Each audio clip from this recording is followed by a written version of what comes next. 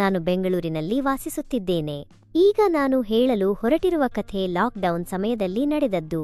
ಬೆಂಗಳೂರಿನಲ್ಲಿ ಕೆಲಸಕ್ಕಾಗಿ ನಾನು ಮತ್ತು ನನ್ನ ಸ್ನೇಹಿತರು ಒಂದು ರೂಮ್ ಮಾಡಿಕೊಂಡಿದ್ದೆವು. ನಮ್ಮ ರೂಮ್ ಪಕ್ಕದಲ್ಲೇ ಒಂದು ಸಂಸಾರವಿತ್ತು. ಮದುವೆಯಾಗಿ 2 ವರ್ಷವಾದರೂ ಅವರಿಗೆ ಮಕ್ಕಳಿರಲಿಲ್ಲ. ಆಂಟಿಯ ಹೆಸರು ದಿವ್ಯಾ, ಆಕೆಯ ಗಂಡ ಹರೀಶ್. ನಾವು ರೂಮ್ ಮಾಡಿ 1 ವರ್ಷದ ನಂತರ ಅವರು ಬಂದರು. ಅವರು ತುಂಬಾನೇ ಸ್ನೇಹಪರರಾಗಿದ್ದರು. ನಾನು ಮತ್ತು ನನ್ನ ಸ್ನೇಹಿತರು ಅವರೊಂದಿಗೆ ಚೆನ್ನಾಗಿದ್ದೆವು. ಆ ಸಮಯದಲ್ಲಿ 2020ರಲ್ಲಿ ಲಾಕ್ಡೌನ್ ಆಯಿತು. ಆಗ ನಮ್ಮ ಕಂಪನಿಯಲ್ಲಿ ಕೆಲಸವಿತ್ತು, ಹಾಗಾಗಿ ನಾನು ರೂಮಲ್ಲೇ ಉಳಿದುಕೊಂಡೆ. ನನ್ನ ಸ್ನೇಹಿತರೆಲ್ಲ ಊರಿಗೆ ಹೋದರು. ಅದೇ ಸಮಯದಲ್ಲಿ ಹರೀಶ್ ಅಂಕಲ್ ಚೆನ್ನೈಗೆ ಹೋಗಿ ಅಲ್ಲೇ ಲಾಕ್ ಆದರು. ಹಾಗಾಗಿ ನಾನು ನನ್ನ ರೂಮಿನಲ್ಲಿ ಒಬ್ಬನೇ ಇದ್ದೆ. ದಿವ್ಯಾ ಆಂಟಿ ಕೂಡ ಒಬ್ಬಳೇ ಇದ್ದಳು. ನಾವೆಲ್ಲ ಒಂಟಿಯಾಗಿ ಅಪ್ಪ ಅಮ್ಮ ಸಂಸಾರವನ್ನು ಬಿಟ್ಟು ದುಡಿಯಲು ಬಂದಿದ್ದೆವು. ಮೊದಲು ನಾನು ಯಾವುದೇ ಕೆಟ್ಟ ಯೋಚನೆ ಮಾಡಿರಲಿಲ್ಲ. ನನ್ನ ಪಾಡಿಗೆ ನಾನಿದ್ದು ನನ್ನ ಕೆಲಸ ಮಾಡಿಕೊಂಡು ಇದ್ದೆ. ಆದರೆ ಸಮಯ ಕಳೆದಂತೆ ಎಲ್ಲವೂ ತಾನಾಗಿಯೇ ನಡೆಯಿತು. ನಾನು ಉದ್ದೇಶಪೂರ್ವಕವಾಗಿ ಏನನ್ನೂ ಮಾಡಲಿಲ್ಲ. ಎಲ್ಲವೂ ಸ್ವಾಭಾವಿಕವಾಗಿ ನಡೆಯಿತು. ನಾನು ಮನೆಯಲ್ಲಿ ಒಬ್ಬನೇ ಇದ್ದು ಬೇಜಾರಾಗಿ ಆಂಟಿ ಜೊತೆ ಮಾತನಾಡಲು ಹೋಗುತ್ತಿದ್ದೆ. ಬೆಳಗ್ಗೆ ತರಕಾರಿ ತರುವುದು, ಇತರ ಕೆಲಸಗಳನ್ನು ಒಟ್ಟಿಗೆ ಮಾಡುತ್ತಿದ್ದೆವು. ನಾವು ಗಂಡ ಹೆಂಡತಿಯಂತೆ, ಸ್ನೇಹಿತರಂತೆ ಇದ್ದೆವು. ಹೇಳಲು ಪದಗಳಿಲ್ಲದಂತಹ ಬಾಂಧವ್ಯ ನಮ್ಮಲ್ಲಿತ್ತು. ಒಂದು ದಿನ ಆಂಟಿ ಬಟ್ಟೆ ತೊಳೆಯಲು ಹೋದರು. ಯಾವುದೇ ಕೆಲಸವಿದ್ದರೂ ಆಂಟಿ ನನ್ನನ್ನು ಕರೆಯುತ್ತಿದ್ದರು. ನಾನು ಫ್ರೀ ಇದ್ದಾಗ ಅವರು ಫ್ರೀ ಇರುತ್ತಿದ್ದರು. ಹಾಗಾಗಿ ಬೋರ್ ಆಗುತ್ತಿತ್ತು. ಬಾ, ಬಟ್ಟೆ ತೊಳೆಯುತ್ತಾ ಮಾತನಾಡೋಣ ಎಂದು ಕರೆಯುತ್ತಿದ್ದರು. ನಾನು ಕೂಡ ಹೋಗುತ್ತಿದ್ದೆ. ಅವರು ಏನಾದರೂ ವಿಶೇಷ ಅಡುಗೆ ಮಾಡಿದರೆ ನನಗೆ ತಂದುಕೊಡುತ್ತಿದ್ದರು. ನಾನು ಕೂಡ ಯೂಟ್ಯೂಬ್ನಲ್ಲಿ ರೆಸಿಪಿಗಳನ್ನು ನೋಡಿ ಏನಾದರೂ ಮಾಡಿ ಅವರಿಗೆ ಕೊಡುತ್ತಿದ್ದೆ. ಇಬ್ಬರೂ ಒಟ್ಟಿಗೆ ಅದನ್ನು ಆನಂದಿಸುತ್ತಿದ್ದೆವು. ಒಂದು ಸಲ ಅವರು ಬಟ್ಟೆ ತೊಳೆಯಲು ಕರೆದಾಗ ನಾನು ಹೋದೆ. ಆಗ ಅವರು ಬ್ಲೌಸ್ ತೊಳೆಯುತ್ತಿದ್ದರು. ನಾನು ನೋಡಿದಾಗ ಶಾಕ್ ಆದೆ. ನಾನು ನಿರೀಕ್ಷಿಸಿರಲಿಲ್ಲ. ಆದರೆ ನೋಡಿದ ಮೇಲೆ ಏನೋ ಒಂದು ರೀತಿಯ ಭಾವನೆ ಉಂಟಾಯಿತು. ನಾನು ಮಾತನಾಡುವುದನ್ನು ನಿಲ್ಲಿಸಿದೆ. ಅದಕ್ಕೆ ಅವರು ಏನಾಯಿತು ಎಂದು ಕೇಳಿದರು. ನಾನು ಏನೂ ಇಲ್ಲ ಎಂದು ಸುಮ್ಮನಾದೆ. ಆಮೇಲೆ ಅವರ ನೋಟ ಬದಲಾಯಿತು. ಎಲ್ಲಿಗೆ ಹೋದರೂ ಅವರು ಮುಟ್ಟಿದರೆ ಖುಷಿಯಾಗುತ್ತಿತ್ತು. ಅವರ ಜೊತೆ ಹೋಗುವುದು ಖುಷಿ ಕೊಡುತ್ತಿತ್ತು. ಕ್ರಮೇಣ ನಾನು ಅವರನ್ನು ಸ್ಪರ್ಶಿಸಲು ಪ್ರಾರಂಭಿಸಿದೆ. ಅವರು ಪರ್ಫ್ಯೂಮ್ ಹಾಕಿಕೊಂಡು ನನ್ನ ಜೊತೆ ನಡೆದರೆ ಏನೋ ಒಂದು ರೀತಿಯ ನಶೆ ಉಂಟಾಗುತ್ತಿತ್ತು. ಒಂದು ಸಲ ನಾನು ಅವರ ಬ್ಲೌಸ್ ನೋಡಿದೆ. 2 ದಿನಗಳ ನಂತರ ನಾನು ಬಟ್ಟೆ ತೊಳೆಯಲು ಅವರನ್ನು ಕರೆದೆ. ಬನ್ನಿ ಆಂಟಿ, ಬೋರ್ ಆಗುತ್ತಿದೆ ಎಂದೆ. ಅವರು ಸ್ವಲ್ಪ ಚಕ್ಲಿ ತಿನ್ನುತ್ತಾ ಬಂದರು. ನಾನು ತೊಳೆಯುವ ಮೊದಲು ಸ್ವಲ್ಪ ಚಕ್ಲಿ ತಿಂದೆ. ಮಾತನಾಡುತ್ತಾ ಇದ್ದೆವು. ಅವರು ಚಕ್ಲಿ ತಟ್ಟೆಯನ್ನು ನನ್ನ ಮುಂದೆ ಇಟ್ಟರು. ನನ್ನ ಕೈಯಲ್ಲಿ ಸೋಪಿತ್ತು. ಅದಕ್ಕೆ ಅವರು ನಾನು ತಿನ್ನಿಸುತ್ತೇನೆ ಎಂದು ಹೇಳಿದರು. ನಾನು ನಿರೀಕ್ಷಿಸಿರಲಿಲ್ಲ. ಅವರು ನನ್ನ ಹತ್ತಿರ ಬಂದು ನಗುತ್ತಾ ತಿನ್ನಿಸಲು ಪ್ರಾರಂಭಿಸಿದರು. ನಾನು ಖುಷಿಯಿಂದ ಬಟ್ಟೆ ತೊಳೆಯುತ್ತಿದ್ದೆ. ಸಡನ್ ಆಗಿ ನನ್ನ ಬಟ್ಟೆಯಲ್ಲಿ ಏನೋ ಬಿಳಿಬಿದ್ದಿತ್ತು. ನನಗೆ ಏನೇನೋ ಕಾಣಿಸಲು ಪ್ರಾರಂಭವಾಯಿತು. ಅವರು ಚಕ್ಲಿ ತಿನ್ನಿಸಲು ಹತ್ತಿರ ಬಂದಾಗ ನಾನು ಗಾಬರಿಯಾದೆ. ಅವರು ಸ್ವಲ್ಪ ಬಗ್ಗಿದಾಗ ನನಗೆ ಏನೇನೋ ಕಾಣಿಸಿತು. ನನಗೆ ನಡುಕ ಶುರುವಾಯಿತು. ಅದನ್ನು ಹೇಗೆ ಸ್ವೀಕರಿಸಬೇಕೆಂದು ಗೊತ್ತಾಗಲಿಲ್ಲ. ಅದನ್ನು ನೋಡಿದ ಆಂಟಿ, ಗಾಬರಿಯಾಗುತ್ತಿದೆಯೇ, ಏನಾಯಿತು ಎಂದು ಕೇಳಿದರು. ನಾನು ಹೇಗೋ ಸಮಾಧಾನ ಮಾಡಿದೆ. ಅವರು ಪೌಡರ್ ಜಾಸ್ತಿಯಾಗಿದೆ ಎಂದು ನಗುತ್ತಾ ಕೆಳಗೆ ಹೋದರು. ನನಗೆ ನಾಚಿಕೆಯಾಯಿತು.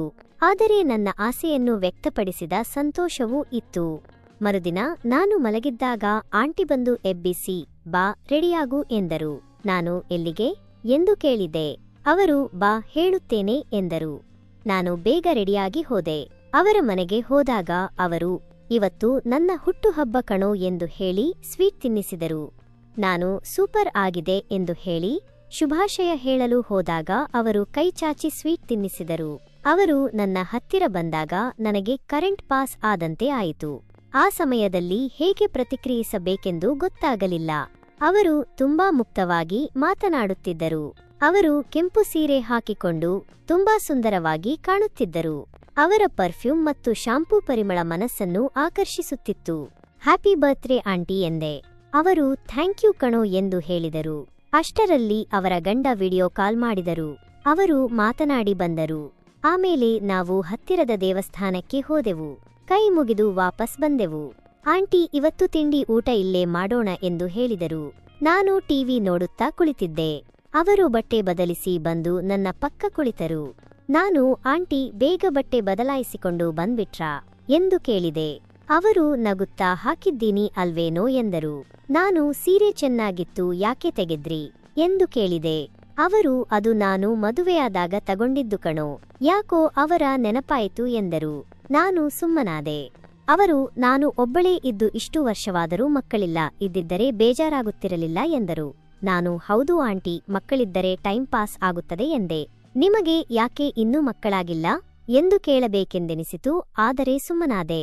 ಆಗ ಆಂಟಿ, ಲೋಕಿ ಅವರಿಗೆ ಮಕ್ಕಳಾಗುವ ಶಕ್ತಿ ಇಲ್ಲವಂತೆ ಕಣೋ, ಚಿಕ್ಕ ವಯಸ್ಸಿನಲ್ಲಿ ಅವರಿಗೆ ಅಂಗವೈಕಲ್ಯ ಕಾಡುತ್ತಿತ್ತು, ಹಾಗಾಗಿ ಅವರಿಗೆ ಏನೋ ಪ್ರಾಬ್ಲಮ್ ಆಗಿ ಡಾಕ್ಟರ್ ಮಕ್ಕಳಾಗುವ ಚಾನ್ಸ್ ಕಡಿಮೆ ಇದೆ ಎಂದು ಹೇಳಿದರಂತೆ. ನನಗೆ ಮೋಸ ಮಾಡಿದರು ಎಂದು ಹೇಳಿ ಅಳಲು ಪ್ರಾರಂಭಿಸಿದರು. ನಾನು ಸಮಾಧಾನ ಮಾಡಿದೆ. ಸ್ವಲ್ಪ ಹೊತ್ತಿನ ನಂತರ ಅವರು, ಇವತ್ತು ನಿನಗೆ ಏನಿಷ್ಟ ಹೇಳು, ಅದನ್ನೇ ಮಾಡೋಣ ಎಂದರು. ನಾನು, ಇವತ್ತು ನಿಮ್ಮ ಬರ್ತ್ಡೇ, ನಿಮಗೆ ಇಷ್ಟವಿರುವುದನ್ನು ಮಾಡಿ ಎಂದೆ. ಅವರು ಅಡುಗೆ ಮನೆಗೆ ಹೋದರು.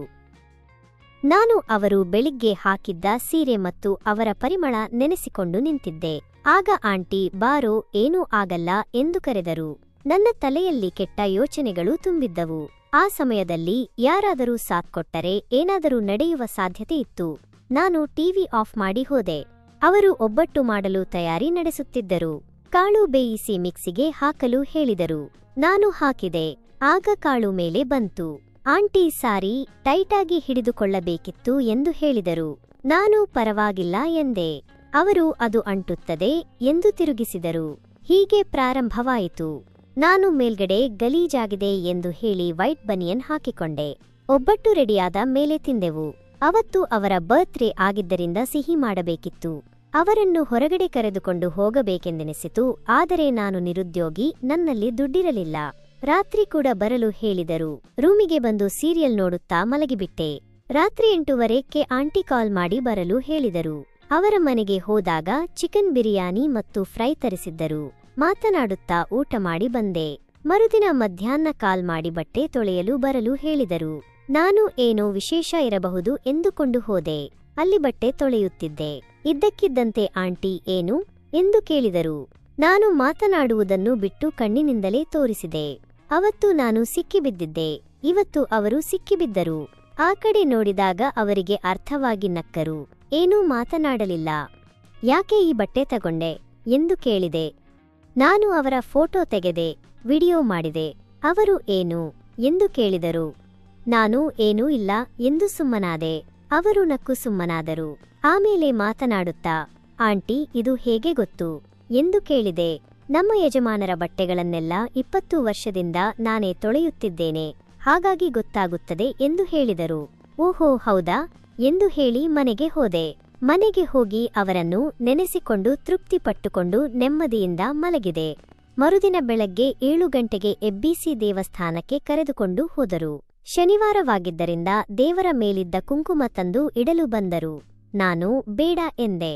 ಯಾಕೆ ಬೇಡ ಎಂದು ಕೇಳಿದರು. ನನಗೆ ಅಭ್ಯಾಸವಿಲ್ಲ ಎಂದೆ. ಅವರು ಇಡಲು ಹೋದಾಗ ನಾನೇ ಅವರ ಹಣೆಗೆ ಕುಂಕುಮ ಹಚ್ಚಿದೆ. ಅವರಿಗೆ ಶಾಕ್ ಆಯಿತು. ಭಾವನಾತ್ಮಕವಾಗಿ ನೋಡಿದರು. ಅವರ ಮುಖ ನೋಡಿ ಏನೂ ಮಾತನಾಡದೆ ಸುಮ್ಮನೆ ಹೋದೆ. ನಾನು ಬೇಜಾರು ಮಾಡಿಕೊಂಡರೇನೋ ಎಂದುಕೊಂಡು ಅವರ ಮನೆಗೆ ಹೋದೆ. ಅವರ ರೂಮಿನಲ್ಲಿ ಒಬ್ಬರೇ ಕುಳಿತಿದ್ದರು. ಹೋಗಿ ಪಕ್ಕದಲ್ಲಿ ಕುಳಿತು, ಏನಾಯಿತು ಆಂಟಿ ಎಂದು ಕೇಳಿದೆ. ಏನೂ ಇಲ್ಲ ಬಿಡು ಎಂದರು. ಇರ್ಲಿ ಹೇಳಿ ಎಂದೆ. ಮದುವೆಯಾದವರಿಗೆ ಬೇರೆಯವರು ಕುಂಕುಮ ಇಡಬಾರದು ಕಣೋ. ಕುಂಕುಮ ಇಟ್ಟರೆ ಗಂಡನ ಸಮಾನ ಹಾಕ್ತಾರೆ. ಅದರಲ್ಲೂ ನೀನು ಚಿಕ್ಕ ಹುಡುಗ, ಈ ತರಹ ಮಾಡಬೇಡ. ಗಂಡ ಮಾತ್ರ ಇಡಬೇಕು ಎಂದರು. ಹೌದು ಆಂಟಿ, ನನಗೆ ಗೊತ್ತಿರಲಿಲ್ಲ, ಸಾರಿ ಎಂದೆ. ಅವರು ನನ್ನ ಮುಖ ನೋಡಿ ನಕ್ಕರು. ನನಗೂ ಖುಷಿಯಾಗಿ ಅವರ ಹತ್ತಿರ ಹೋದೆ. ಆಗ ಇಬ್ಬರಿಗೂ ಏನೋ ಒಂದು ರೀತಿಯ ಅನುಭವವಾಯಿತು. ಬಿಸಿ ಉಸಿರು ನನಗೆ ಗೊತ್ತಾಗುತ್ತಿತ್ತು. ಒಂದು ಸಹಾಯ ಮಾಡುತ್ತೀಯಾ ಎಂದು ಕೇಳಿದರು. ಏನು ಎಂದು ಕೇಳಿದೆ. ಬೆನ್ನೆಲ್ಲ ನೋವಾಗುತ್ತಿದೆ, ಕ್ರೀಮ್ ಹಚ್ಚಿ ಉಜ್ಜು ಎಂದರು. ಸರಿ ಎಂದು ಹೇಳಿ ಕ್ರೀಮ್ ತರಲು ಹೋದೆ. ಎಲ್ಲಿ ಹಚ್ಚಲಿ ಎಂದು ಕೇಳಿದೆ. ಅವರು ಕಣ್ಣಿನಿಂದಲೇ ಎಲ್ಲವನ್ನೂ ಹೇಳಿದರು. ಅವರ ಪ್ರೀತಿ ನನಗೆ ಅರ್ಥವಾಗುತ್ತಿತ್ತು. ಆದರೆ ನನಗೆ ಧೈರ್ಯ ಸಾಲುತ್ತಿರಲಿಲ್ಲ. ಅವರ ಮುಖ, ನಗು ನೋಡುತ್ತಾ ನನ್ನ ನಿಯಂತ್ರಣ ಕಳೆದುಕೊಂಡೆ. ಮಲಗಿದೆ. ಅವರು ಬೆವರಿದ್ದರು. ನನಗೂ ಬೆವರು ಬರುತ್ತಿತ್ತು. ಅವರು ತಿರುಗಿದರು. ನನ್ನ ಕಣ್ಣುಗಳಲ್ಲಿ ಕಣ್ಣಿಟ್ಟು ನೋಡಿದರು. ಮುಖ ಹತ್ತಿರ ತಂದೆ. ಇಬ್ಬರೂ ನೋಡುತ್ತಿದ್ದೆವು. ದಿವ್ಯಾ ಎಂದು ಕರೆದೆ. ಲೋಕಿ, ಇನ್ಮೇಲೆ ನಿಲ್ಲಿಸಬೇಡ, ಏನೇ ಆದರೂ ಪರವಾಗಿಲ್ಲ ಎಂದರು. ನಾನು ಇನ್ನು ಏನು ಹೇಳಲಿ. ಹೊಡಿ ಲೋಕಿ, ಹೊಡಿ ಎನ್ನುತ್ತಿದ್ದರು. ಅವರು ಮಜಾ ಮಾಡುತ್ತಿದ್ದರು. ಮೊದಲು ನಿಧಾನವಾಗಿ ಪ್ರಾರಂಭಿಸಿದರು, ನಂತರ ವೇಗ ಹೆಚ್ಚಿಸಿದರು. ನನಗೂ ಮೂಡ್ ಬಂತು. ಅವರು ಗಂಡನ ಜೊತೆ ಸುಖ ಅನುಭವಿಸಿದ್ದರು, ಆದರೆ ಕೊನೆಯಲ್ಲಿ ಸಿಗಬೇಕಾದ ತೃಪ್ತಿ ಸಿಕ್ಕಿರಲಿಲ್ಲ. ನನಗೂ ಒಳ್ಳೆ ಸುಖ ಸಿಕ್ಕಿತು. 20 ನಿಮಿಷ ಮಜಾ ಮಾಡಿದೆವು. ನನಗೆ ಸ್ವರ್ಗ ಕಾಣಿಸುತ್ತಿತ್ತು.